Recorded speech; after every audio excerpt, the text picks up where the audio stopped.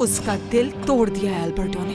कुछ माओं को मालूम ही नहीं होता उनकी बेटी के दिल में क्या चल रहा है, पर मुझे तो लगता है आपको जरूर मालूम होगा। मेलिसा प्लीज देखो मेरी तरफ। सब कुछ बहुत अच्छा जा रहा था और फिर आपका बेटा आ गया। मैंने तो अल्बर्टो से मिलने से मना किया। उसने तुम्हारी बात नहीं मानी। आप शायद अपने बेटे को जानते नहीं हैं। मैं तो आपसे बात करने आया हूँ। मुझसे क्या बात करनी है?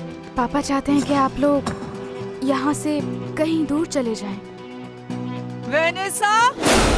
उसे कोई बात समझ नहीं आती। मरीना को शहर ले गया ताकि उसकी आंखों का इलाज करवा सके, और उसके बाद वो मरीना को आपकी बहू बनाना चाहता है। मैं आपकी बेटी से प्यार।